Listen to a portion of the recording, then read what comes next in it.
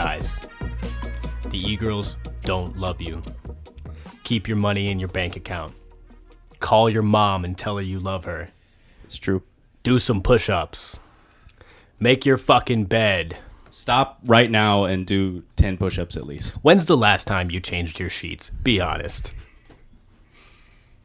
Okay, we're done. I think that's enough. I think that's plenty. That's plenty. Okay. So, what are we talking about today? Donald Trump just got arrested. Well, I don't know. He got indicted. He didn't get arrested. I don't know if it's officially that he's got arrested. So we can say Donald Trump may be being arrested or sued for a lot of money or something. I don't know how rich people really how the law applies to them. As far as I'm aware, from what I understand, if you have enough money, there aren't any laws. Yeah, so whenever a rich person is surprising. Indicted, they're kind of just nothing happens. I'm like, yeah. So I don't know. Something I'm confident he'll get out, but what I've been considering all these past few days is what happens if Trump gets arrested. You've got a large portion of the country that already views him as the second coming of Christ, and then you make a martyr out of him. At least 50% of the country. Yes. Already. They literally think that JFK Jr. is going to come and save the world with Donald Trump. It's a mythology. Mm-hmm. I don't know what's going to happen, but I think that because of the possibilities that could arise, that nothing's going to happen. But I think that this is if anything, this is going to strengthen his movement. Oh, I think that tenfold. If Trump gets arrested, if there's any possible way for a convicted felon to become the president of the United States, is there anything against that? I don't know. But he's definitely going to get elected. They're almost ensuring his election. It's almost how do you not see this? Then that makes me question, what's even going on here? You know what I mean? I don't know. I think it's genuine. I think that the attempt to put him in bars is very misguided, but I think it is genuine. Dude, they're just proving Alex Jones right every step of the way. Every day he gets more vindicated, but I don't know. That's beside the point. Okay, so the major topic of discussion we wanted to talk about, which kind of was brought up along the lines of Trump being arrested, was fascism in the United States. Yes. So I think a good jumping off point here is, what do you think is your definition of fascism? When I say the word fascism, what comes to mind? I generally just kind of apply the traditional Marxist understanding of fascism, in that it's just the open dictatorship of finance capital. It's under modern capitalist states, finance capital, banks and stock markets and the people involved in those ways of making money ostensibly control the political climate. But fascism is different in that instead of having the veneer of a kind of republican democracy, it openly rejects that democracy. It openly goes against it. But almost in the guise of a socialist kind of ideal. Yeah. I mean that with the history of fascism in Europe, it always came. It came almost as a direct response to the Bolshevik Revolution. It's a progressive thing. Yeah, it came out of progressivism. People have described it as kind of a reactionary revolution. It's like an attempt by the existing ruling class to hold on to power while still doing the necessary economic and social progression. I've heard of it described as the federalization of the free market. To the fullest extent, to where there is a free market, but the free market is controlled and dictated who can have what based on this higher power, in a way. I think that's limited. I think that's kind of where every country is at though right now. I don't really think there are any existing free markets. But I think in the way of where I guess we have to go to the Nazi Germany example. I use that a lot. There was still a free market in that country, but it was limited to who could participate, and the rules of the free market were determined to fit a certain thing. Mm-hmm. You know what I mean? In a way. Yeah, and there's the specific. There's still specific state sponsored economic programs. Exactly. Which ties into with the United States. What I think today, how we're sort of seeing fascism rise is under the guise of progressivism and inclusivity. Yeah. A lot of times is becoming a group, an out group that no one can actually ever fit into. Yeah. I think that ties into the recent school shooting as well. How do you think? Let's address that. Okay. First off, it was let me not say this wrong. It was a transgender man Yes. Who was a biological female. One of the first biological female mass shootings in history. Absolutely.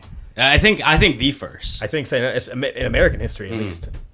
But not the first. The first of a series of transgender shootings. I don't. Well, just did you hear about the there was a female like Ukrainian advocate person who blew up a Russian journalist. No, I did not hear about that. Yeah, that happened like 2 days after. But just like actually like a female, like a biological female. Biological female. Like a female though. Yeah, she like, yes. Yeah. Yes. That's badass in a way though. I don't know. I disagree, but it depends on the situation, but I don't know. It's kind of cringe. But seeing women be like more aggressive is something we don't get to see very often. Not that I'm saying it's a good thing, but it's an interesting thing. I will give you it's definitely an interesting change. But with the like transgender shooter thing in Nashville, I believe, I've noticed that like, because I've been someone, and this is going to sound really weird, but I've been someone who's been like tangentially interested in this type of phenomenon since like, we both grew up in like the post-Columbine high school generation. Where it was like, is my school going to be? Yeah, it was like you're going to school every day and you're like, I might just get shot. You know, young man, there's a small chance that I might just get murdered. You have those fantasies in your head as like a young high school man. Like, what do I do? Like, am I going to try to save am I gonna be the savior? Am I going to throw a chair at the guy with the AK-47? Yeah. Like, what am I gonna do? So, but like, because of that kind of environment, like, I think people in our generation have rationalized it, or just like put it under a certain level of scrutiny. I think there's definitely like the obvious, like mainstream take of like, oh, we just need to limit gun control. But I've always kind of tossed up the whole like, because usually it's like the what I'm getting at is the traditional profile of like the mass shooter has been completely subverted in this instance. It's like usually in the past, I'd say the past probably 20 years, it's been the same story. You know, it's a white man who is disenfranchised and couldn't get laid. Yeah. Usually incel. Usually horrible family growing up. But like, what is the commonality between this occurrence and all of those? It's mental illness. I agree 100%. Like 100%. Like, it's not the guns, it's the mental illness. It's the common thread. I do think though that there is something very unique about both like the actual events of this shooting and the general like media and social media reaction to it. Because like with the old, like, you know, it's always like a racist dude. It's always like a Christian, like someone who identifies as a Christian. You know, a very, very easy person to just dismiss as like, oh, you're just a fucking bigot who went out and murdered people. Yeah. And it was either you took the gun control stance or you took the gun control stance, and also there's like a mental health problem here. But it's just these types of people are bad and they're prone to violence. You know, white men are bad and they're prone to violence and they shouldn't have access to firearms. But with this shooting, and I'm moderately online. I don't know if you've noticed any of this stuff, but there's been like an effort that I've never seen to either justify violence or it's like to reduce the backlash at the individual. Yes. Like they're like, this is a horrible thing, but this is a protected class of people in our society that in no way, like it's a comment, it's like a meme that like, I'm sorry, sir, we can't make this happen. It's like, well, I'm transgender. It's like, oh, okay, like like, oh, I'm sorry that you have to deal with this. So now it's a protected category. They don't know what to do. Yeah, I think this is like I said, we're gonna go schizo, so let's just do it. Yeah, I think this is a very deliberate. First off, they haven't released the manifesto. Okay? There's a manifesto. There is the police of the Nashville police have confirmed that this person wrote a manifesto. We gotta talk about that when it comes out too. That would be fantastic to talk about. I wish it was out right now, but they aren't releasing it. And when you look at all of these these older school shootings, these older like mass shootings, if there was fucking paper on it, it was out. It was out almost immediately. Almost fucking immediately it was out. And now this is being suppressed. And now, because we can have the conversation of like, is transgenderism a mental illness that is going to push people to do these exactly things? It's being. Is it not bravery? Is it actually something that is like mentally like that just is actually they don't want to have that conversation. And then also, like I said earlier, I've seen people kind of with the attitude of like, oh well, this is what happens when you push these people. You know, this is what happens when you push a protected category. So it's the people's fault for them shooting up. Yes, exactly, and that's where I think the key difference between like these older the old era of school they would blame the group. They would be like, why are white men shooting up schools? Why? What's wrong with white men? It's accepted. This is a terrible event that happened. It should never have happened. What can we do to stop it? And now. This one is a different take. It's no, actually, we have to actually look at the person now. Yeah, but even with the media's like take on it, it's you deserve this because like specifically, you know, it was an attack on a white Christian church. You know, you as a transphobe, as a Republican, as a Christian, yeah, deserve this violence that you've taken on. And not that I'm advocating for it to happen, but you have done something to deserve it. Yeah, and that's what they're saying. And like that, it's this societal issue that needs to be fixed. And like now, it's not. I mean, and it also is pointing the finger now easier at guns because if you can't attack that individual, what can you attack in this situation? Yeah, it's like society and the guns. Yeah, and that's a whole nother topic. But it's a weird situation for the country right now, I think. Not for people like us, I feel like I see this as somebody who murdered 3 children and 3 adults. In terms of like understanding what happened, no, this is there's no sorrow for that person for me. Like, no. I wish they would have honestly died earlier. Like if it could have saved those 6 people, like, you know what I mean? Before, exactly. Like, not that could happen, but I don't. Yeah, there's no sympathy because they're an and I've never had sympathy for any white man who didn't get laid who shot up a school. You know what I mean? That's not ever no circumstance. Yeah, no circumstance can justify that kind of behavior. I just think that when we're talking about the kind of rising tide of what I would definitely describe as fascism in this country, I think that these 2 events are very into Trump being arrested and this school shooting are very, very related to this rise and the kind of character that it's going to take on. Because with Trump getting arrested, you have, like I talked about earlier, you have the kind of open rejection of, you know, this is unprecedented. No president, no former president, and also no president that's like, you know, no one who's running for president in this coming up turn has ever been indicted like this. Has never. And I think it's easy he's never been to persecuted that much. I mean, even like Nixon, like, I mean, they tried to impeach Trump twice almost, I think. And they're trying to arrest him. Like, they have had him removed. The FBI raided Mar-a-Lago earlier this year, or that was last year. Yeah, but they had him removed from social media to where he couldn't speak. Like, they've tried to suppress this guy in every possible way, and it's unprecedented. Yes, and it's a flagrant just violation of democratic norms. No matter like what you think about norms. the guy. Yeah, even if you dislike him, you have to admit that this is an unprecedented step against, if not an outright violation, then at least a step in the wrong direction in terms of politically motivated, like, you know, it's utilization of the we're mirroring other countries where these sorts of like political unrest have happened for centuries that have caused like internal wars. Like, and we're at the point where in the last 4 years, I mean, we've seen buildings burned to the ground for the progressive side. We had our state capitol building raided because of conservatives, and that's a whole other conversation as well, like the raided the specifics of that. But we've had people, and I will say mostly it was a loud tour. Yeah. I will say people mostly on the left have shown that if they don't get their way, they will resort to violence. Exactly. And that was like because of one guy that got killed, and like now they're trying to arrest Trump, and if he gets elected again, like I don't see anything good happening. No, especially if you add in the transgender shooting thing and the people trying to justify these extreme acts of violence against, you know, how let's say, you know, Trump slides out of this one, I guarantee he will, and gets elected president. How are the people who are trying to like paint this shooting as like you bigots, you people who have allowed this bigoted policy to be put into place, you actually deserve this in some way? How are they going to react? It's the same people who justified burning minority-owned businesses to the ground in Portland. You know? Exactly. It's like you can justify burning your neighbor's business to the ground because of something that happened thousands of miles away.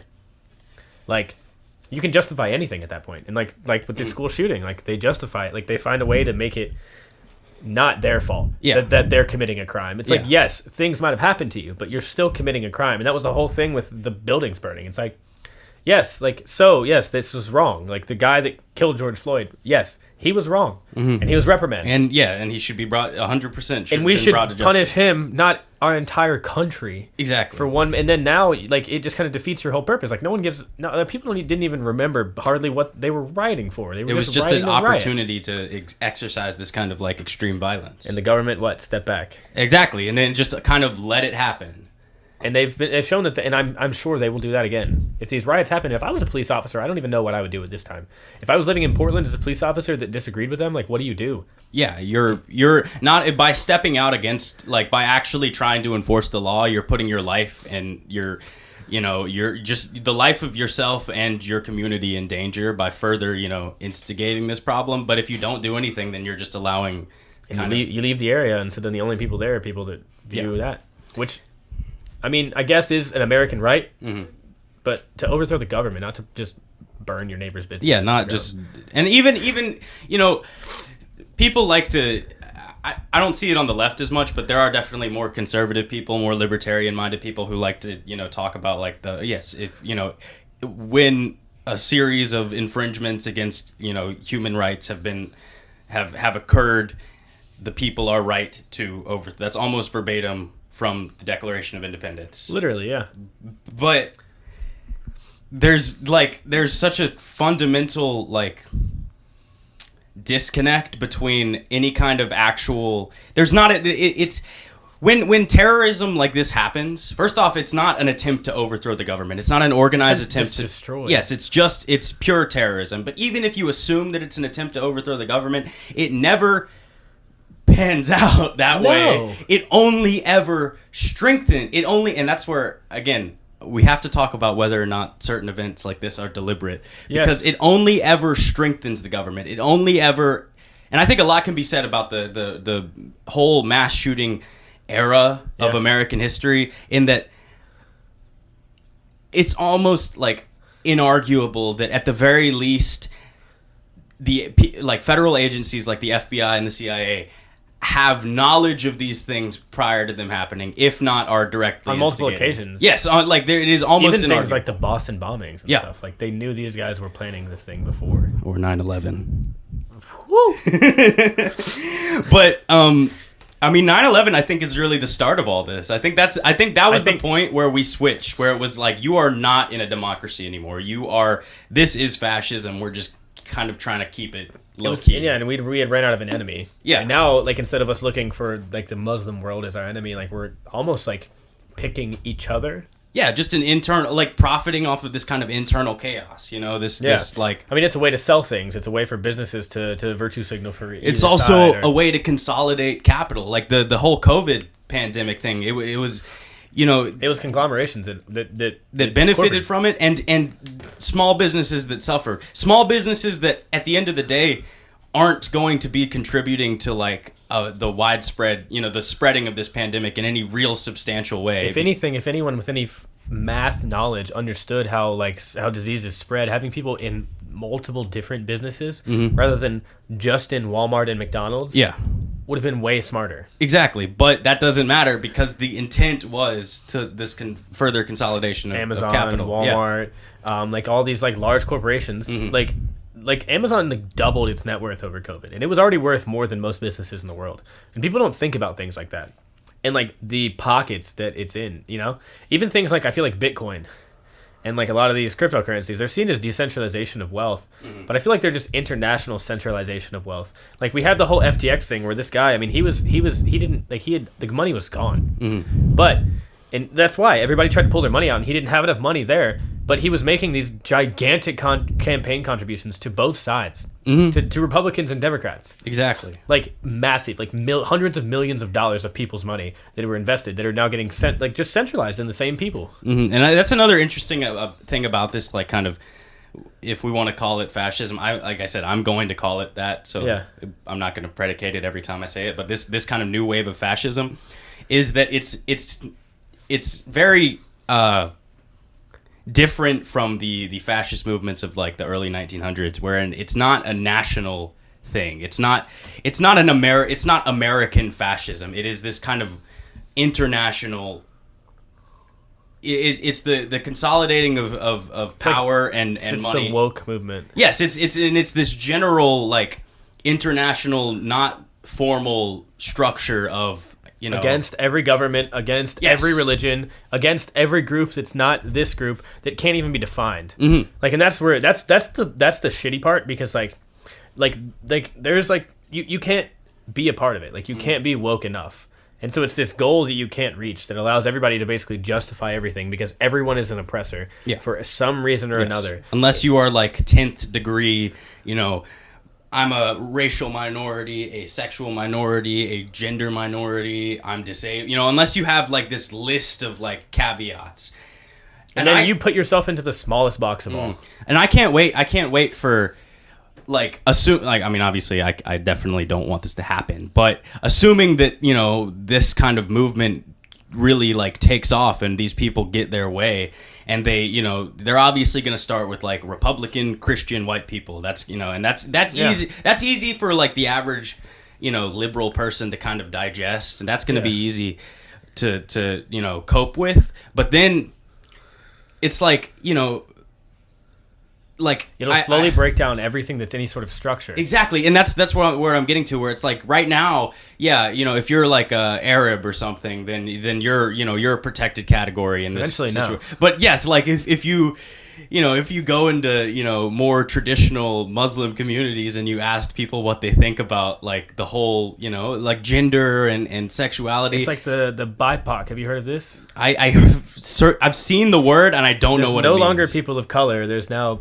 Black indigenous people of color. Oh, so it's hyper consolidating that so that you can't be like now. Then it's going to be like Black, sub-Saharan people, indigenous people of color. Yes, it's like LGBT. It was just like lesbian, gay, and queer. It's like queer kind of covered it, and then like now it's just like hyper specific. Yes, and I'm trans, or like I have to be this specific gender, and I don't agree with these specific things, but it's further separation of individuals from each other. I've seen where like they'll be like, you know, well, if you're a gay white man, then you don't, you know, you're not a protected category. You're not someone that we need to be taking seriously. So, you know, it's gotten to where like gay men aren't gay enough, and gay men had to fight for those rights in America.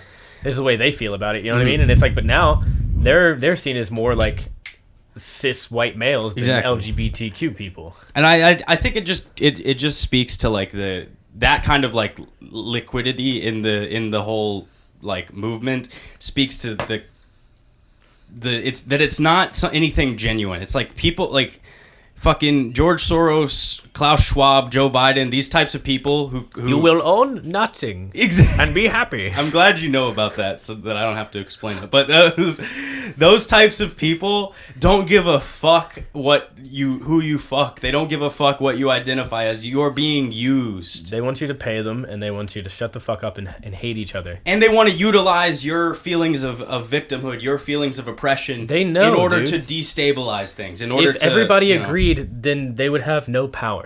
Yeah, because if everybody just agreed that fuck them and we need to do what's best for us, they would be done tomorrow. That's why Trump has gotten shit on so much. That's why Trump, because say what you will about like MAGA and Trump, you know, I've got my criticisms. Dude, Trump is one of the most inclusive people, though. Exactly, though. His entire platform, I was talking to my wife about this the other day. His entire platform, it's not like he has ideas. He just like goes to the people and is like, I'm just gonna say what they want. And he's a businessman. People are like, he's too dumb to be president. Exactly. Everybody's too dumb to be president. What he does is he finds like the best, smartest people to do the job, and he's like, we have a problem. I need you to fix it.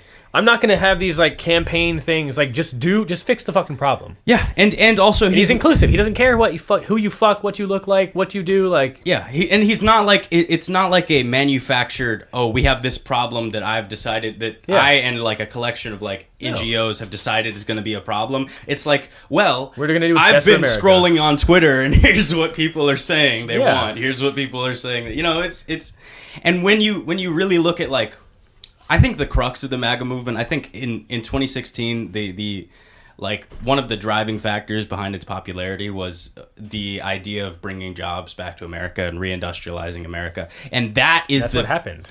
it did. He got some shit done, but that is the biggest. That's why they had to stop him. That is the biggest fear of these because not only do they lose political power here, they lose money worldwide, and also the entire again. This is gonna be schizo. Well, no, this is it's Marxism, so you know there's a layer of schizo to it, but within Marxism, okay, the argument made is that social structures,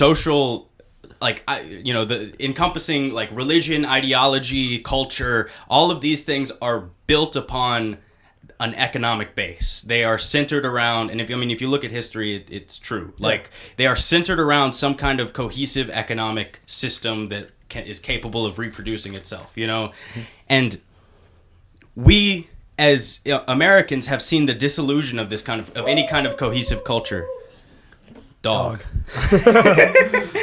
We've seen the disillusion of any kind of cohesive structure, the gradual degradation of like any kind of. Okay, we're gonna have to. I'm gonna get back to that. We as Americans have seen the like gradual dissolution of these long-standing social and cultural structures. You know, like with the gender thing, it's like. For the longest time in American history, there was no ambiguity about this. It was like, the two-parent household. Yes, or just like like a more traditional style, like the nuclear family is what people call it. It's like you've seen this gradual destruction, and I think the problem that I see with a lot of like American conservatives is they see this desolation to like long-standing values, and they just want to like try to bring them back, but they're not attacking the root of why are these things being. It's not a nefarious plan to destroy these things. You know, it is a result of our economy being devastated. It's a result of. I think, yeah, you know what I'm saying? Like it's like in history, in the history of America specifically, and I mean you could look anywhere else in the world, and these same things are going to be true. But in America specifically, when we had just a more traditional cultural mindset, you know, like people practicing whatever religion they practice, people, you know, conforming to whatever gender they were born into, people wanting to start families and get married, it was centered around the capacity for them to better the society or just live a life based on their economy. You know, it's like all of those things. Like, and the thing about this whole movement is it's very focused on the individual and how the individual feels. But a lot of these institutions we had, like government with the rule of law, the nuclear family, wasn't about me being more happy, which it does a lot of times provide happiness. But no, it was about we're raising the next generation, and it's important for us to provide a stable house. Exactly. It was that religion provided this framework for people to be better people, and it's like statistically proven. Like if we want to, like people like to cite studies and stuff, but like if there, I mean, every study that's ever been done, I mean, if you look back, religion causes there to be less crime, there to be like places with stronger religious values tend to be more economically stable. You know what I mean? Like like they have smarter children from a lot of these places. You know, it's like China, and China's the perfect example of like a modern economy, because a lot of people blame this on like just it's a modernity problem. It's because of technology. It's because of these. But China is a perfect example of a modern economy, more modern than anything here. You know, it's a thriving modern economy that is simultaneously fully capable of retaining a traditional characteristic. And like people a lot of times like to say like, and like we have an issue now in the United States where this whole, I mean, affirmative action thing. Yeah. It does help minorities, but if we view like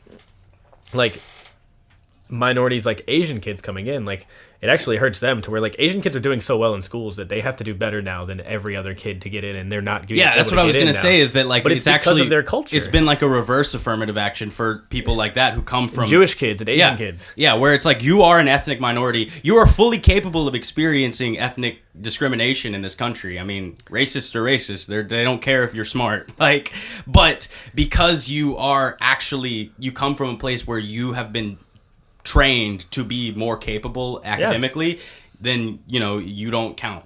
And that's viewed as like, and it's not viewed as even for the individual a lot of times. Like if you ask a lot of, like I work, I'm a chemist. I work with a lot of Asian people. Yeah. It's a very Asian dominated industry. Yeah. Chemistry, physics, math.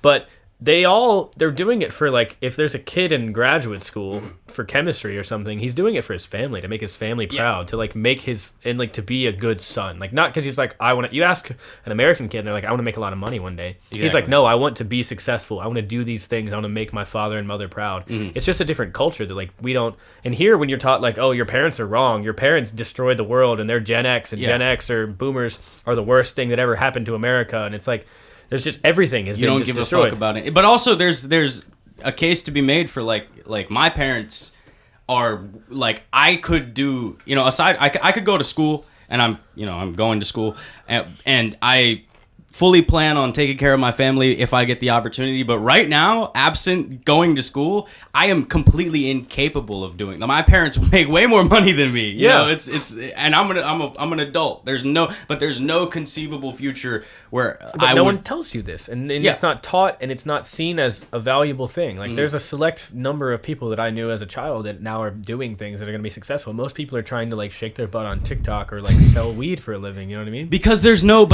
immediate answer to that. Like in America, for the past, I would say since the founding of this country, there's been an obvious, all right, you're born into this family, this is what this family does, you are going to be trained to do this. You farm, you're a soldier. Yeah, you farm, you work in this, you build cars. Yeah, you work at the GM factory. It's there's no ambiguity. You make a good fucking living. Yeah, and you make money. That's the thing. It's like good money. You are fully capable of, when your parents stop working, taking them in, you're fully capable of providing a home and food for your wife and kids. People have retirements, like good yes, you can, and you get to retire. You get to just, And when you get older, you work in the factory and you move up, and then one day you're in charge of the young bucks that come in, and it's exactly. like it's like it was a good system. Like I remember, man, my grandfather was a steel worker in the steel mills, and I remember asking him like, God, those pictures look horrible. You're covered in soot and ash, and he's like, no.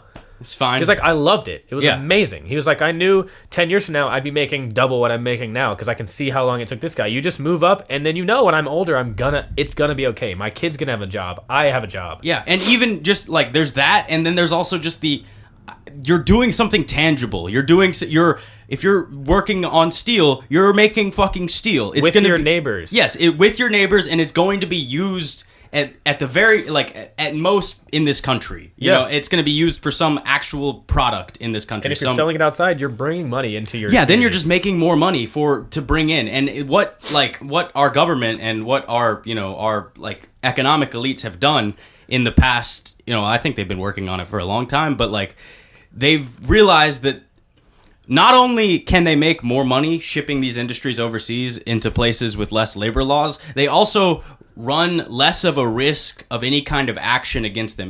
Because you build these factories and communities form around these factories. Eventually, people organize those factories. Eventually, you have to say, okay, yeah, we can't let kids work in the factories anymore. You're exploiting my cousins and my neighbors and my sons, and my wife is a receptionist at the same business, and like all these things, because it's this massive conglomerate of like a tin mill and a steel mill and a copper mill. It's like, no, like... Yeah, eventually, you're going to get labor laws. That's what happened in this country is like, you build up these industries, communities form around them, and then like say, okay, we can't make the kids Actually, work, you're not making here. any money unless we do. Like, So recognizing this threat, and I personally understand it as the threat of a kind of communism. It's the threat of a worker-run localized state. Communal like living. Like, yes, like localized, but it's and like even these unions, like no one union was like, we're gonna take over the whole country and control every steel mill. It's like, no, we're the Pittsburgh Steel Union, like here. You know what I mean? Yeah, and we might be connected to the other ones, but you take that away, you take that centralizing structure away, and this is what you get. That's why like I can't take conservatives seriously if they don't address that as the cause of the problem. Like, you can talk all you want about family values, about religion, about all of that, but if you're not going to help create an actual community infrastructure where we can actually build these values up, then you're worthless. You're the same as a liberal. You're just arguing against them. Can we talk about a phenomenon that I think is uniquely American? Okay. Is the I have to leave my hometown phenomenon. Yeah. Anyone I've talked to from outside of the country, like there's obviously people who move to other countries who do things, but if you talk to people from like China or like my Greek family, like in Greece, like you're proud of where you live and you want to make that place the best. You know what I mean? And like it's a very American phenomenon that anybody who's worth a shit just leaves. Yeah. So we just have a country of like these just like roadway towns with no community and no life, and it's all elderly people and like literal young kids children that have no future. There's no business there. There's no nothing because everything leaves. And that's their the town. thing is they don't have a choice. Like most people don't have a choice. Like you have to make the deliberate decision. I'm going to stay here. My generation's going to be worse so that my future generations can have it better here. Yes, I will like take on this suffering so that maybe my kids can enjoy a better quality of life here. But no one thinks past themselves. Yes, but there's no aside from like a select few who are more forward thinking and more like I would say more politically inclined. There's no. I mean, if I'm like I've been into politics since I was like fucking 12. But like if I was just like just some dude who just worked. And then I would say you just have to make that concrete judgment. You'll say I can't make any fucking money here, but I can make more money somewhere else. You're gonna take it. Yeah, and like you have no choice. Yeah. But it consolidates, and again, it consolidates wealth, it consolidates people. Yes. And even when you get into these large cities, there's too many people for you. Like we've all felt it in large cities. I mean, the meaning of a human life in a city like that is meaningless. There's no community. You can't build a community like Los Angeles with 18 million people in one city. That's impossible. I mean, I think that it would be. There's a potential for it to be possible. Not as easy as a small town. Yeah, not as easy as a small town. But like, if there was something there that was actually tangible, if it wasn't just people trying, like you said, shaking their butts on fucking TikTok and trying to virtue signal over each other and make everybody look bad, hoping to get points in this kind of cultural economy. You know, and that brings us back to like the trans shooter and the whole like fascism thing. Is that this is purpose. This is the climbing the ranks. When the state comes and says we're going to give you who virtue signal the hardest a position of power, a position of authority at the expense of these people who tried. A lot of people are going to take it. Yeah. A lot of people are going to take it. And that's a horrifying thought, but it's reality. A lot of that is that they're disenfranchised and they don't have like a structure. Yeah. But like the things they're rejecting are those structural values. Like like having a child, you can't just have crazy ideologies and like these delusions when you're responsible, when you have a wife you're responsible for, when you take care of your family, when you have a job, that you have friends in your job that are your community that look out, that like they need you to show up, they need you to do things. Yeah, especially like let's say you're a white person who's adopted this kind of like a white straight person who's adopted this kind of woke virtue signaling ideology. You can't have kids. You're literally ideologically you can't have kids because you're raising another oppressor. You're raising another, someone who's going to profit off of And of course you're going to whiteness. hate yourself. You're the enemy. Yes, you make yourself the enemy. And that also means that when the boots come marching down the street, you're going to accept it. Yeah. You're going to say, this is what I deserve, as long as there's like a BIPOC person in charge, Exactly. And it's like, as long as they have transgender flags on their, OCPs. And one day, like we said, I mean, I guarantee you, pretty soon there will be a new term that excludes somebody from the BIPOC category. There'll be a new smaller category. Mm-hmm. Just as the other end, just like men keep getting put into smaller and smaller categories. Yeah. There's like cis men, and then there's like cis white men, and then there's like cis white Christian men. You know what I mean? And there's like cis white Republican or conservative Christian. It's like, and then you like even though you're trying to like be a part of everybody, like this ideology itself just continually separates both sides further and further, and not even just two sides, like into a million different pieces. Yeah, it's like how can anyone feel at home? Exactly. You know what I mean? Like, exactly. Or wanted, or like they have a purpose. Yeah. So and we have an environment where it creates, like you said, this purposelessness, and then out of this environment, I personally think people are taking advantage of to further this cause, to further it's like going back to like the Republican values of this country, like the Democratic Republican values of this country. It's like, that's the first thing. Whenever there's a school shooting, it's never how do we fix this feeling of social alienation. It's how do we infringe upon like the only things that actually make us a republic, the only things that actually bind us to some kind of legal code that people forget weren't given to us by the Constitution. like the whole idea that people haven't read the fucking Constitution, but they're unalienable, God-given rights. Yes, you can't just take them away. Like, that was the whole point. Yeah. The point wasn't, oh, I think we should allow people to have guns. It's like, no, God allows you to defend yourself. Like, we shouldn't allow people to speak. You just can. Yes, like, you just can. We try to take those things away. And that's another thing that people, like, that is so dangerous about fucking with the Constitution is because the first, like... I want to say the Bill of Rights, the first amendments to the Constitution. First 8, I believe. Yes, are explicitly, they're not restrictions on the people. They're not restrictions on... They're on the government. It's like a Magna Carta. Yes, it's like the government cannot do these things. Yeah. So the second you poke a hole in it, the second you say, okay, well, actually the government can do this, then how long is it before it's like, well, freedom of speech is kind of dangerous. People can say nasty things. People can do hate speech. People can organize hateful events, hateful protests. So we might want to consider scratching that one off the next, It's almost like they were setting up for like a constitutional monarchy, in a way. What, the founding fathers or like? Yeah, the founding fathers. I've read somewhere, and I have no evidence to back this up, but I've read somewhere that like they asked George Washington to be king. Yeah. Then you have to assume that like that's part of the intention. That's like we're creating these things so that this guy we put to make these decisions can't do anything against us. Yeah. Like to where we control him, but he is this. He has the power. In a way. Yes, and that's what I was going to say. That's how the president was. Earlier. I've read where like the executive branch of the United States government, as established in our founding documents, is actually stronger than the King of England. It's just that he's at the same time accountable, more accountable, but has more authority. And he was almost the foreign side of everything. How is the U.S. as a nation against everybody else? And like we had a legislative branch to kind of decide these little bullshit things, but like. That's what people actually.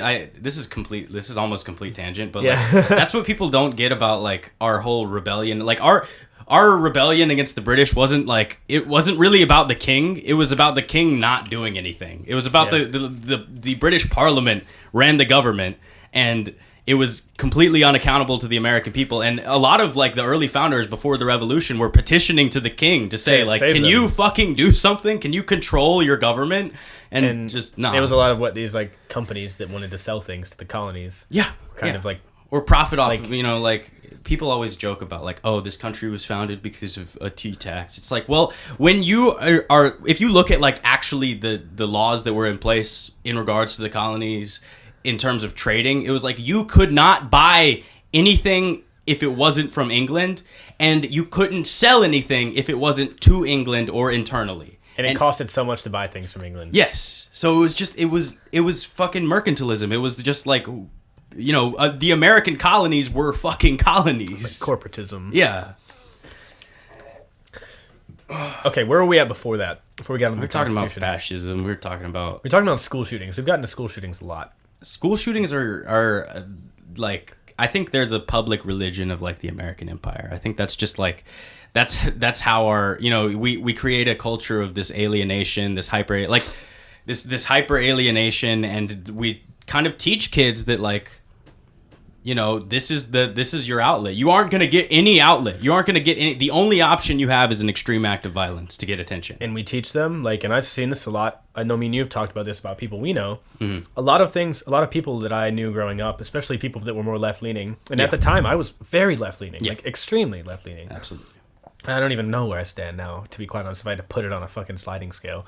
But a lot of the left-leaning people I knew, it's taught that the world is the cause of your problems. Like, everything outside of you, like, if you have a problem, if you're like, I'm not fit enough, it's because of this thing, this societal standard that says I need to be fit. If I'm not smart enough, why does society telling me that I'm not? It's not, have I not been working hard? Have I not been doing these things? Like, if you, like, it's like we had, like, I've had it with alcohol. Mm. If I feel like alcohol is like doing something bad to me, like I have to internalize that, like, hey, I might have a problem. I have an addictive personality. You know what I mean? And a lot of people can't do that. It's always someone else's fault. Like, what they're like, well, what, you're making me drink, or this is why I drink. Or like the culture like promotes drinking, so I have no other, taking no accountability for it goes back to the school shooting. It's like, it's your fault. It's the people. It's the white male's fault, or the cis people's fault, or just them doing that, or Christians. The society in general. Like if you're taught that society is the problem, if society is causing all of your ailments, you can blame them for everything. And the only course of action you have, because you're also taught that, oh well, you know, you can't really do anything about it, is to just attack, everything. Just deconstruct everything. It's modernism. Deconstructivism is built off of that, and that's why like we. Gonna deconstruct the human body with an AK-47. Literally. But there's no accountability. There's no accountability at all for anybody. Like anything you do is somebody else's fault. Like if you're like, and it's the same thing with like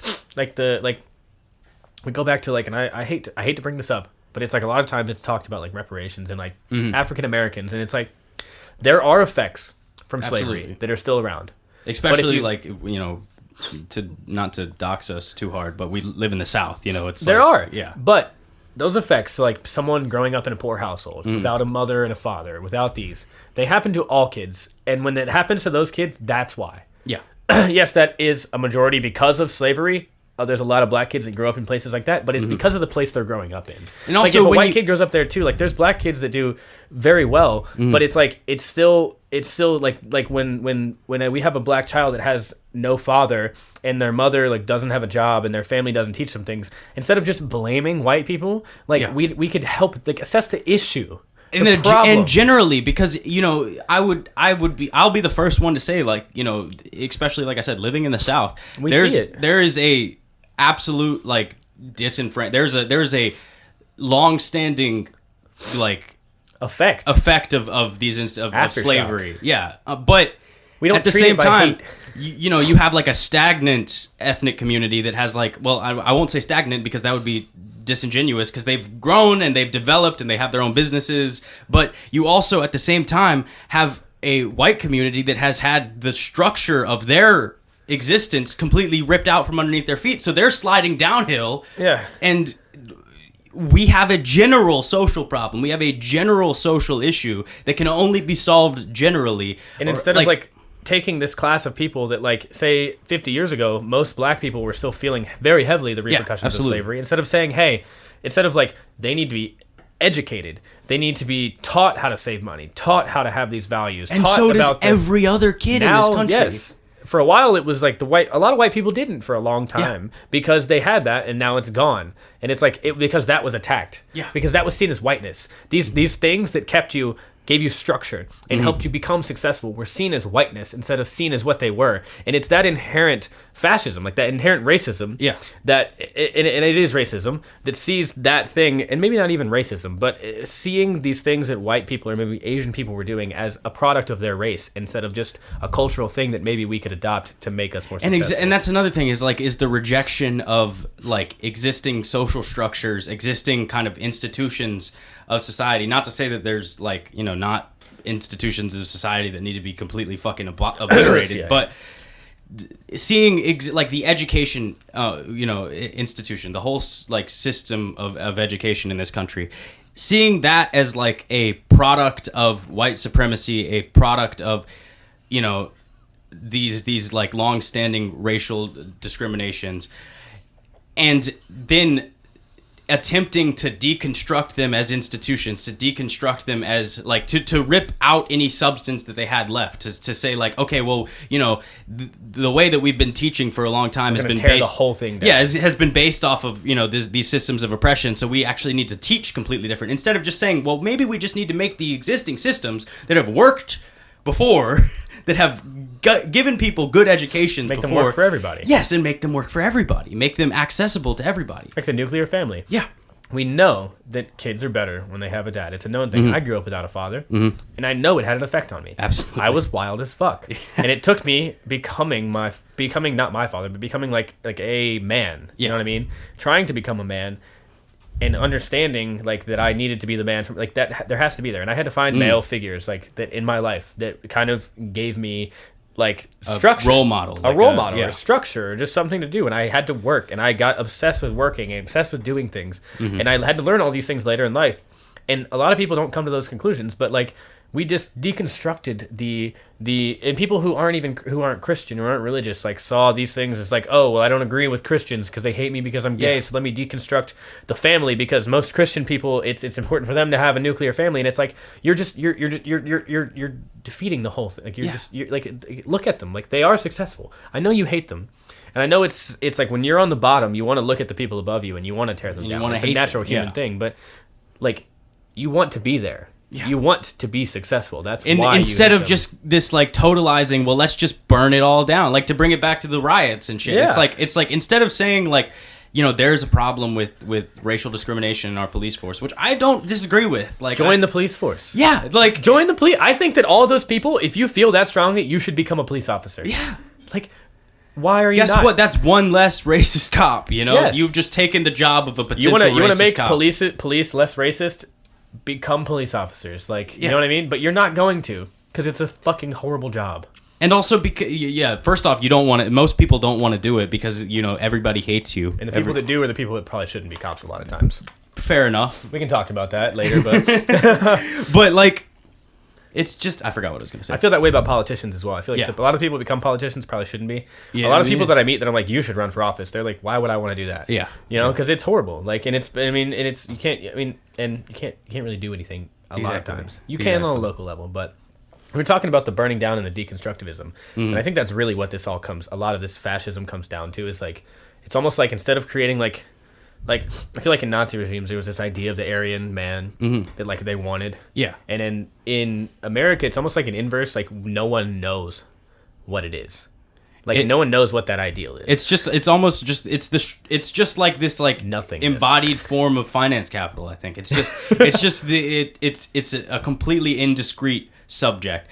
I think there's actually a lot of analogies to like I think people boil down fascism to like racism way too frequently. Yeah, because of some examples were basically based on race. Yes, which, I mean that's fair. You know, you look at Hitler and you look at Nazi Germany, and there was definitely a racial element, but structurally the idea wasn't.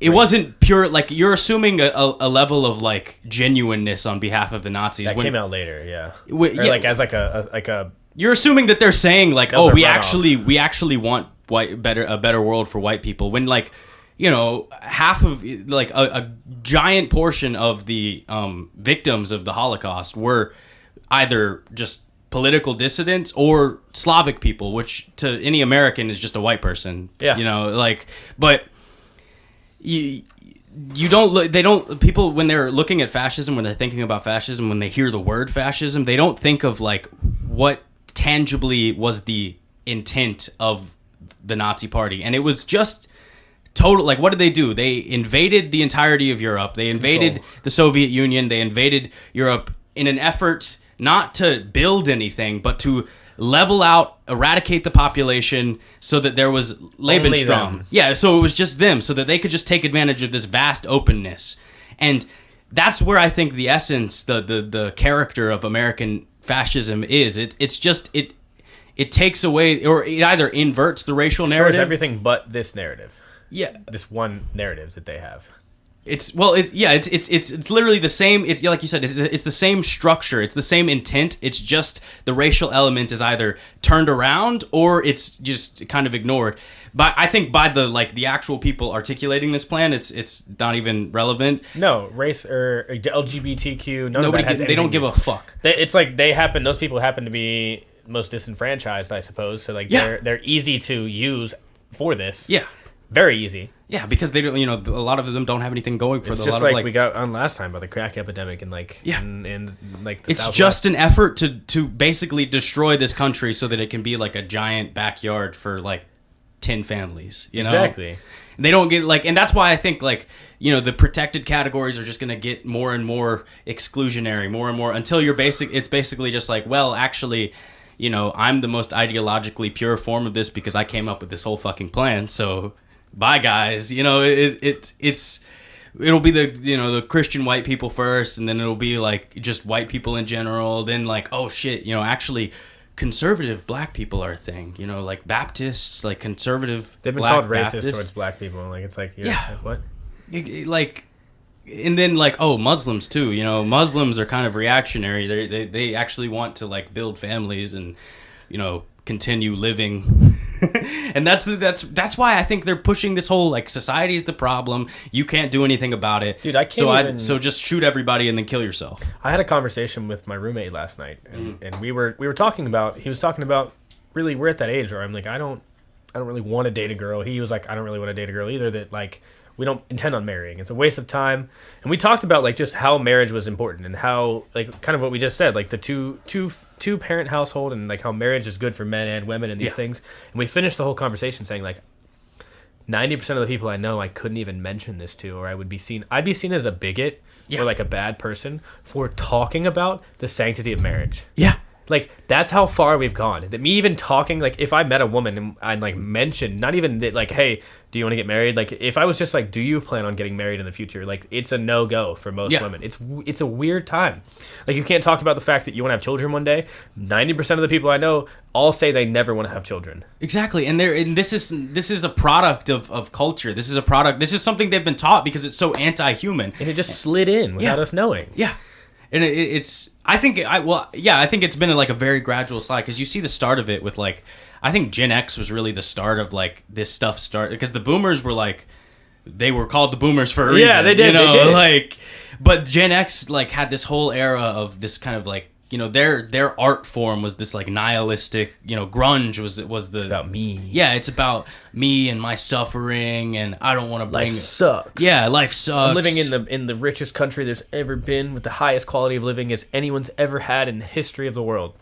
And it sucks. And I hate my life. Yeah. Exactly. You have, and again, this is like, and it was romanticized. Yeah. Even people who didn't hate their life wanted to feel that way and distance themselves from these institutions. Think about like Kurt Cobain. Yeah. Think about like he is the Jesus Christ of Gen X. You know, yeah. he is the, and he died for Gen X. He set the example. But unlike Christ, he wasn't murdered. He killed himself. And they saw him as a martyr. Like, yeah, and he was like, oh, you know, like, this is why we need to watch people's feelings more, because they could kill themselves like Kurt. And it's or like, oh, that I'm just gonna kill myself. You know, that there we go, figured it out, solution. When in reality, probably somebody needed to say like, Kurt, like, get some help. Stop doing heroin. Rehab, make your fucking bed. Stop giving money to the e-girls. Call your mom and tell her you love her.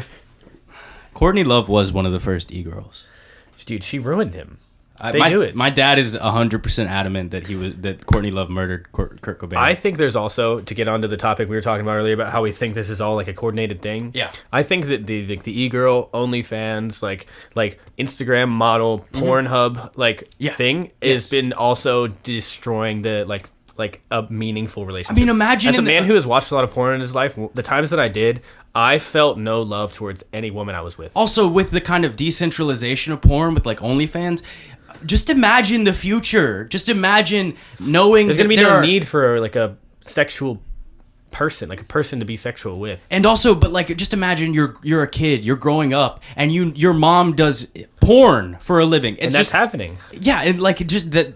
As someone who grew up in a relatively normal fucking household, like it is completely unfathomable for me what that would do to a kid. Like, and like that, and like you're understanding, like we have to admit that sex is, and it's the same thing with like the removal of like organs of like kids, like sexual organs. Yeah. Like when you can never have sex, there is an important, and it's, I mean, and it is like, from a religious point of view too. Like that's one of the points of marriage, is that like that helps you create that bond, is that physical, the joining of two bodies. And like, if you can't have that, or if you don't view that in that way, like if you view it as a commodity, you know what I mean? We talked about the whole the Me Too thing, the Harvey Weinstein thing. Yeah. Like you can't simultaneously free the body and say that like sex is a commodity and it's down for like a woman and a man to just choose whenever and just fuck like every day. And then also say like, it's bad for them to use it to get to a better position of power. You know or what I mean? like to bring it full circle to the Trump thing with Stormy Daniels. It's like, how are you going to condemn this man? How is Isn't that a feminist thing? She made a lot of money. And she made a decision. And it was consensual. Yeah, she made a decision to choose money. Like you can't contradict yourself like that. Yeah, but you know, They will, and they did, and they have, and it's an ideology of contradictions. It's literally a revolving door of just like never pinpointing an actual ideal, which is the worst part to me. Yeah, because you can't even argue with someone who believes that like this, because it's completely like formless. It's have you ever heard like the Age of Aquarius conspiracy theory stuff, where it's like we live in this age that's the ideology is like water. Everything that's solid has melted into water because of the the stars or whatever the fuck.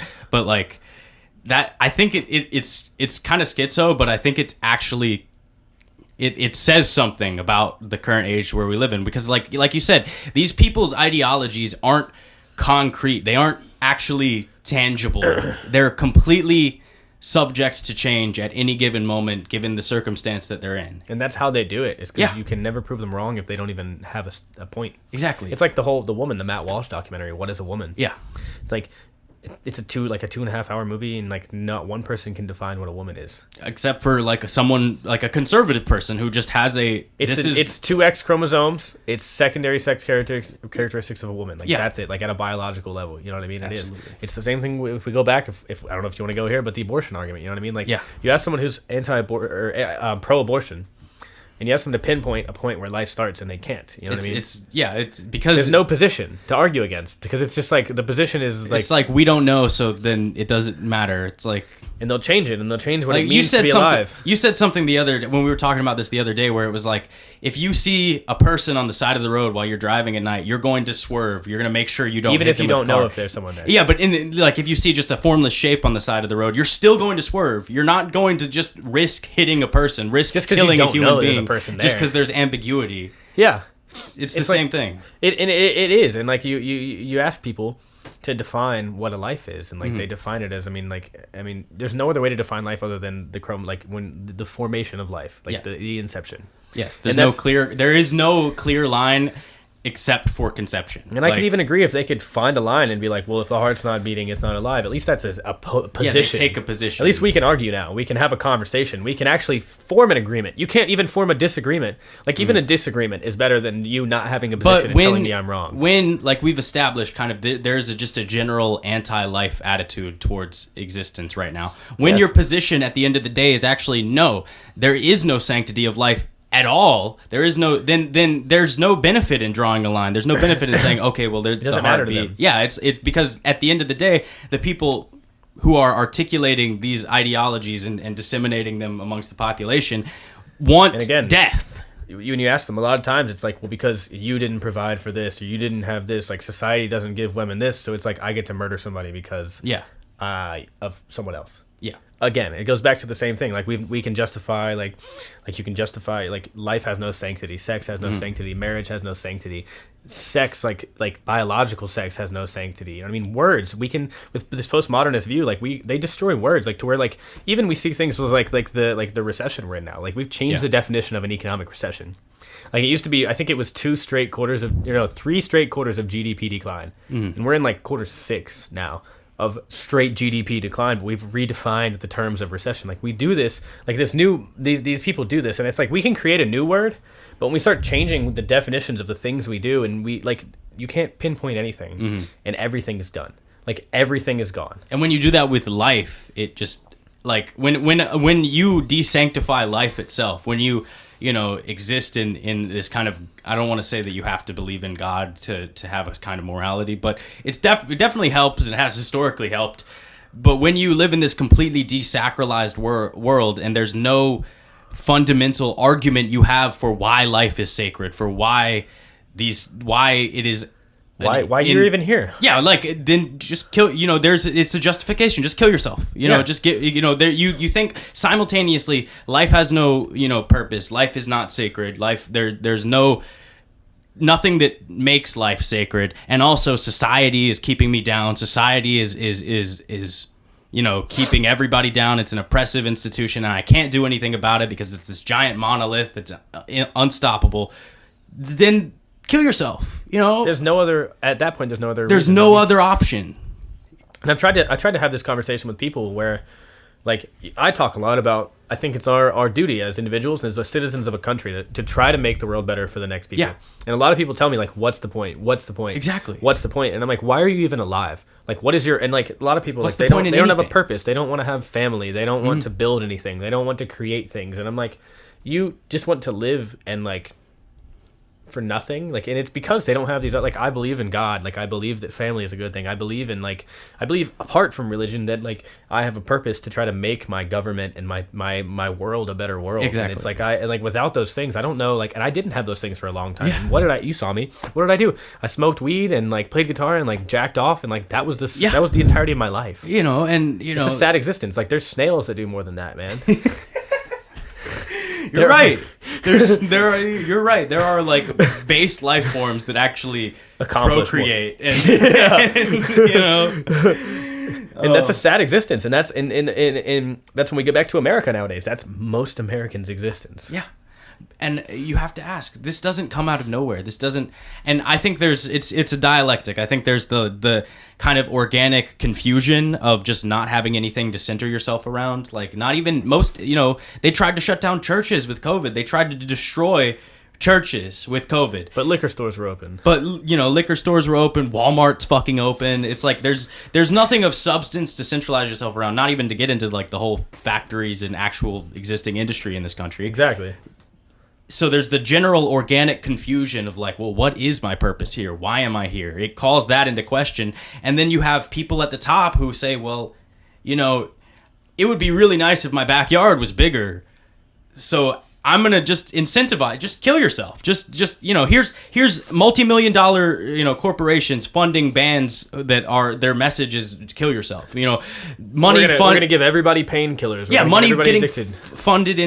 Money getting funneled into drugs and these things that just numb existence and can also just lead to your death. That is the essence to that is the essence of what this kind of fascism is. It's a non-ideological fascism. It's pure realpolitik where the politics is like a fiscal fascism. It's pure real politics where the politics is just die. Yeah. I don't even want to get into plastics. Have you heard about, like, I wrote a paper on microplastics and how they're like actually reducing fertility rates of men. Yeah. Like, and it's not like we used to think that it was like a woman couldn't have a child. That was the problem. Like, now, no. Like, we're getting to the point where like 30 to 40% of men are infertile. Yeah. And it passes down from generation. Like, they did rat studies where they introduced it to like one generation of rats, and those rats' grandchildren's had lower rates of fertility than rats that didn't. You think about, and this is a wide generalization, but who usually probably consumes the most microplastics on it, like, as a subset of people? Like, what? What do you poor people. Yes, like people that don't have money are eating out of plastic. They're eating fast food. Yeah. They're eating things out of plastic. It's impossible to even purchase something that hasn't touched plastic at this point. Unless you're like rich and you can afford like the grass-fed, like wrapped in paper from like the local, or you can afford to grow your own fucking food and have someone cook it for you on cast iron. And like it's these things from every angle, like the drugs, like the unhealth, the lack of education, the destruction of the family and of religion and of all these things that, like, if you look at a lot of people on top, isn't gone. Yeah. If you look at a lot of rich people, like very well, they have all of those things. Families. They have families. They have religion. They even have their weird, fucked up religions. They believe in something, and it's keeping. It might be there. Moloch, but it's something. And the only thing that we have when you've taken away all of those things and you bring through this sweeping ideology that's saying you can be whatever the fuck you want to be, and it's better than everybody else, and you are special just because you choose to be special. Yeah. Yeah, and that's another thing is you take everything away from people, and the only thing that can give them value, you teach them that the only thing that can give them value in society is being marginalized. So if you're a white person, the only way to make people care about you what am I looking for? Like unconditionally is cut your dick off, and then people will care about you unconditionally. And you'll always be brave and a soldier and beautiful. And it's just like it's when you get torn down. It's just like, we go back again to Nazi Germany. I mean Hitler was gaining power during World War One, like the National Socialist Party, but it was like the destruction after World War One. Like, the country was destroyed. nobody had anything. People were burning the German francs because it was more efficient than buying firewood. You know what I mean? Or buying, and you have this guy that comes along that says like, we're gonna make you better, and then everybody. Yeah, and but also, and that's where I think we have an enemy, and it's everyone else. And that's where I think the specific nature of American fascism can also be. You can point to Nazi Germany as a great example. Parallel. Because why didn't Nazi Germany have their own communist revolution? Why didn't they have a workers movement that did, because Russia had the same problem where it was like, this war has decimated our economy, this war has made us all poorer, this war has fucked us. But that didn't happen. The horrors of Nazi Germany did not happen for the Soviet Union. They didn't happen for China because they were worker states. And that's going to be controversial if you're not pilled on this. At the time, Germany was, they were an academic place. Like that's why they were militarily advanced, because they had all of their universities. There's a great movie about Einstein where he's the only one at the university that's not researching some sort of war machine. Yeah. Like, and that's literally you hit the nail on the fucking head, because the communist that existed in Germany, because there was a communist party after World War I, and I think before World War I, but there was a communist. Marx was fucking German. It's not something that's foreign and alien. Engels was what, Austrian? He was German too. German? Yeah. But it's not something foreign to them. It's got a very long history for them. But the communists that existed in Germany were these academic types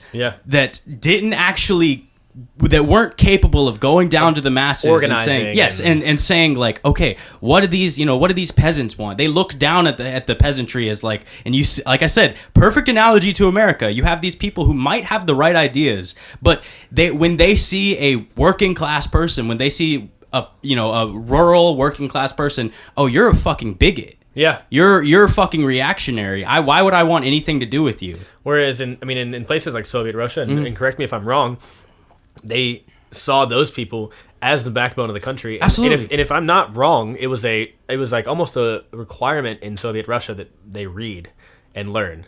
Yeah, well, they like there was like China's a great example where it's like you have a country that has like an 8% literacy rate, and now literally at the academic forefront in the world. Yes, at the academic forefront of the entire world. Rural areas. And it was like Soviet Russia came out of Soviet Russia with some of the best writers and philosophers of all time. Yes, absolutely. Arguably since like ancient Greece. Mm-hmm. You know what I mean? Like it was like a little bit of Roman philosophers, a little bit of German, and then it was like Soviet. Yeah. Like it's crazy. Yes. Groundbreaking discoveries, and people forget that like the Soviets were the first ones to make it to space. They were the first people to put a satellite into orbit. It's like groundbreaking technological advancement, but based off of this, this going down to the masses, going down to like the peasantry and the rural and the urban working class, and saying, you guys determine the state. They built this self-sufficiency as well. Exactly. I think a lot of these academic states, like America, is almost becoming like in a state of like our only export is like intellectual commodities. Like we don't make anything. Exactly. Like it's kind of like we have to rely on everybody else, and like that's also like just like. It's an unsustainable, and it's like you said with Russia, we cut off our trade with them, and they're like, okay. Yeah, you sanction Russia, and you sanction Iran, China, China. They're not trading in American dollars anymore. Exactly, and you have this like the only thing we have as America is, like you said, the fact that we are the dominant decider, culture and decider of the economy. We are the consuming nation, Not anymore. And now you have. That's why I think we're, it's like you said, with we're in the sixth quarter of GDP decline. Yeah, we're going to be like once it really sets in that the world is not trading in dollars anymore, because it's true. Like Brazil, China, Russia. That was the only thing we had. Iran. Yes, that was the only thing we. India too. All we've got left is Europe, which really doesn't give a fuck about. Like Europe is not anything to the world now. Well, yeah, because Europe is just America now. Yeah. It's just like it's literally there has been. Yeah, it's nothing.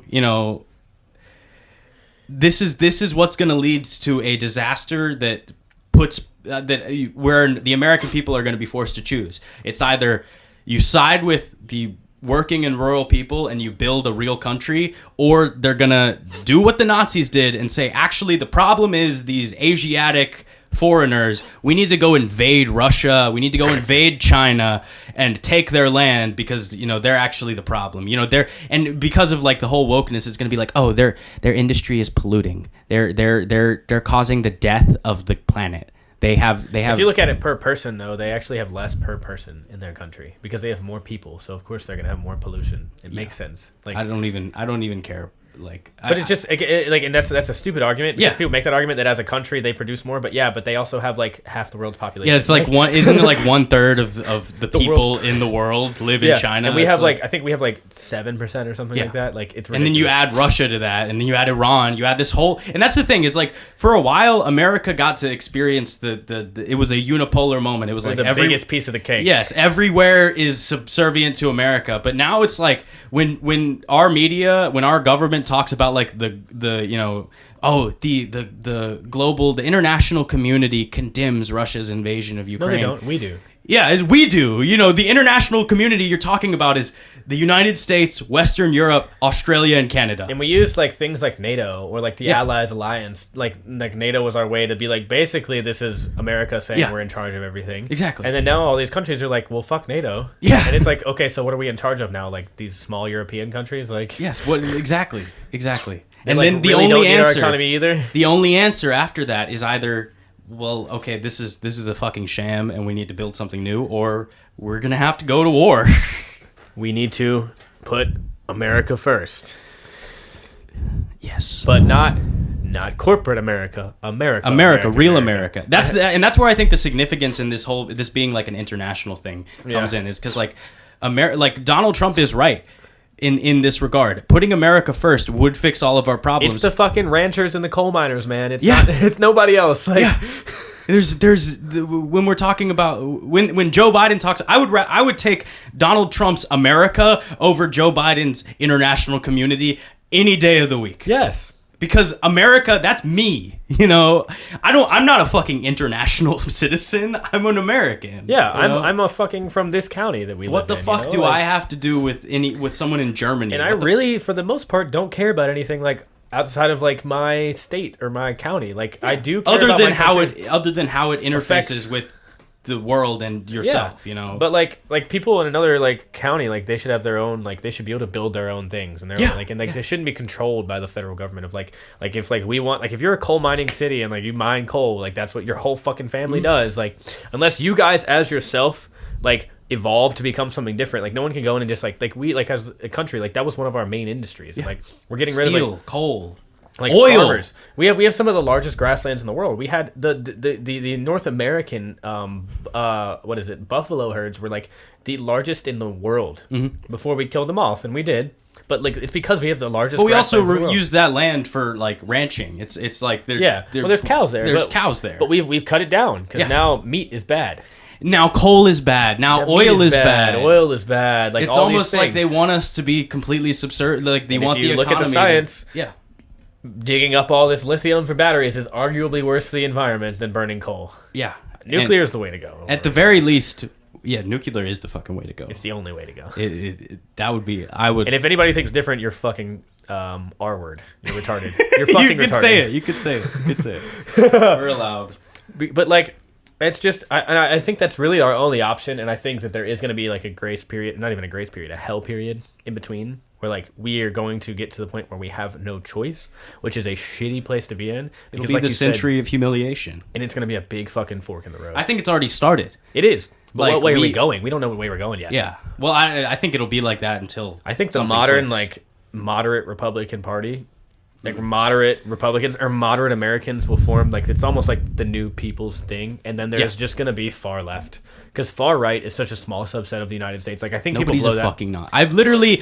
I've only met one person who might have been a Nazi in my entire life. Probably jokingly, and they just no. Well, I when I was working at a tobacco shop, this dude came in, right, and he had like just swastikas all over his body. He's that 0.0000. Well, he was also. I asked him about it, and he was like, "Well, this is a prison thing." Like he's not ideologically a fucking Nazi. He's probably too lazy. He was just white and in prison for a long time. Yeah, like no choice. Yeah, he's coming in here and buying Rillos to smoke half weed. And half like moderate Americans. Yeah, that are just really don't normal give a fuck. People. Normal people, and then this new woke like fascist party, basically. Yes, people that want to silence free speech, neoliberal left. take away your guns, just make the American people completely subservient to the federal government. The postmodern party. Yeah. And I think that there's going to come a time where one of these two are going to win, and I think they're actually probably just going to split. It'll be like the fucking catechism. And I don't know. All I can say is like I'm gonna buy some guns and I'm gonna get some chickens and I'm gonna like. It's the only thing you can do is just like we're gonna set up a pigeon system between our houses so we can communicate. There's an idea. Because our government is failing and we have no infrastructure. Yeah. We have no local infrastructure to keep us alive if this federal government stopped working. We are going to do what happened in China leading up to World War I and World War II is going to happen to us. We are going to enter a warlord period where there's no central authority. There's nothing to hold anybody accountable. It's just these roving bands of. I'm going to the Appalachians, man. That's an idea. Them peoples is crazy. Have you ever read like old American literature about people that live crazy? Like people that live like people that live in like cities talking about people from the Appalachians. Oh no. It's always like, yeah, America is a really great place. Like lots of, it's a growth of new civilization, except for those mountain people. Dude, they said a lot of like in the Revolutionary War was like they'd get to the hills and like they'd be like, you're fucked. You're fucked. They're like, hey!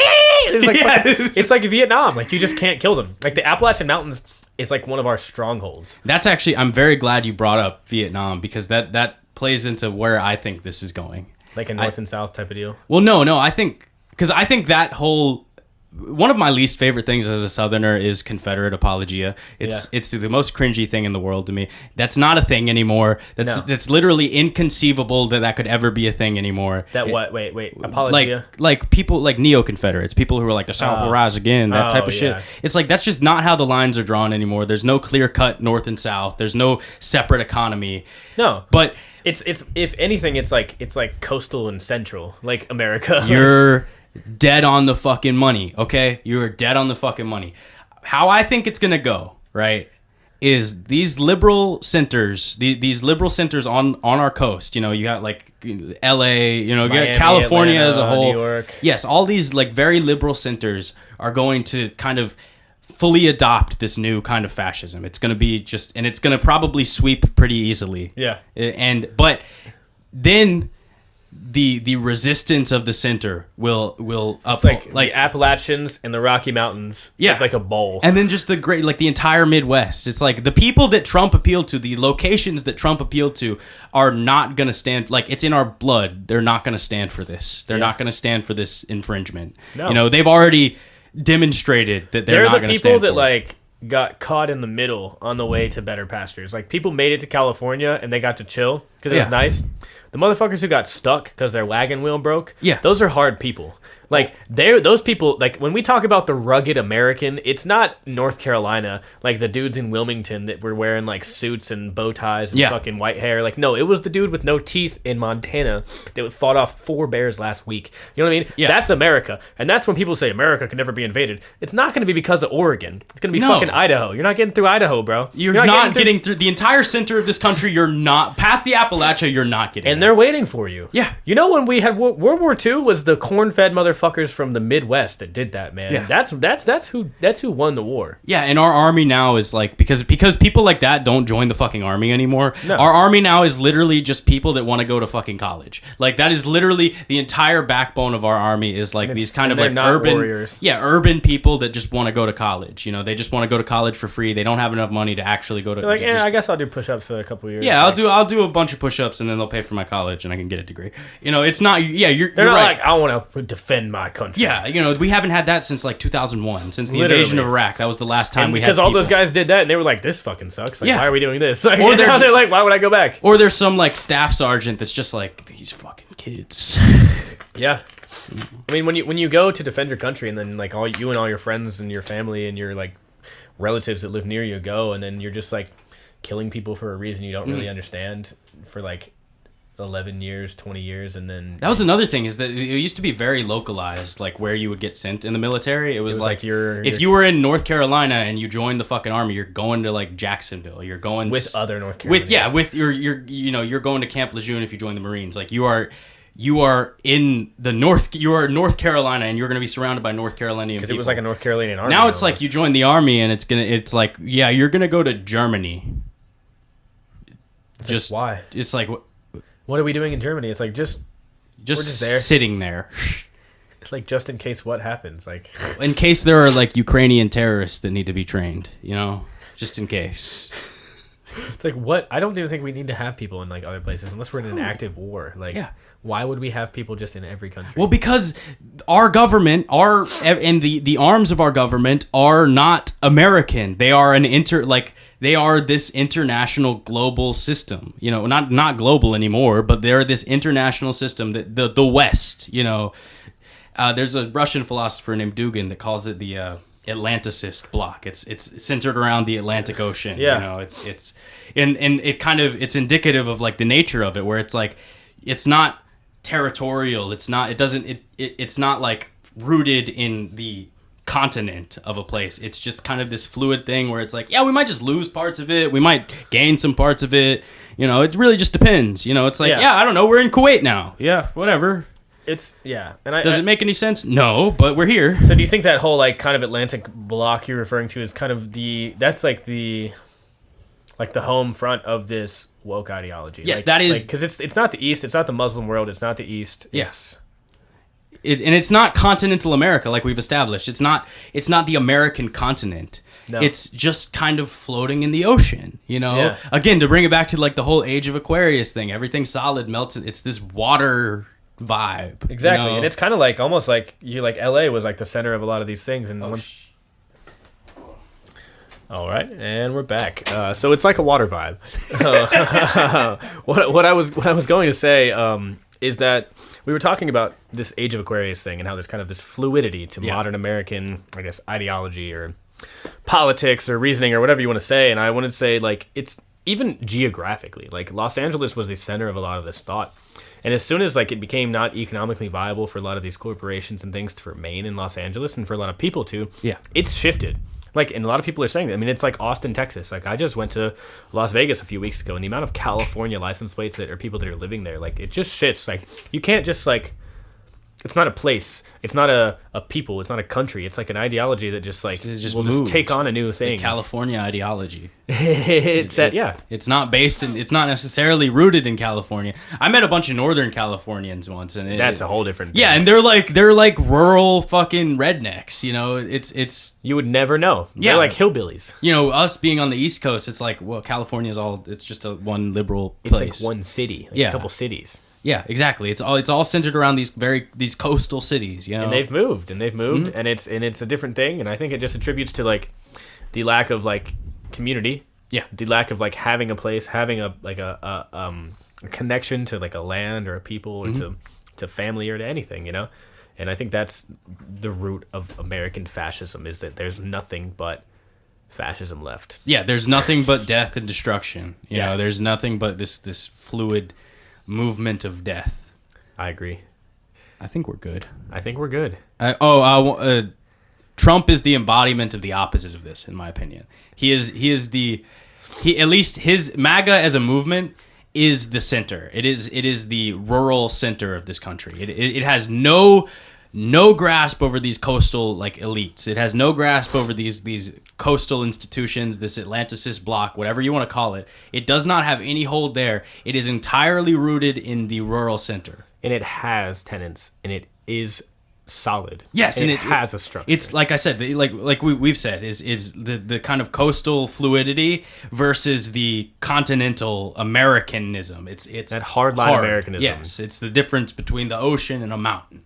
And if we're going to be left with anything, I'd rather be with a house that actually has supports. Yeah. And has a foundation. Because at least we can build off of a foundation. Yes. You can't build on water. Cut it. Wet stuff. It's a water vibe.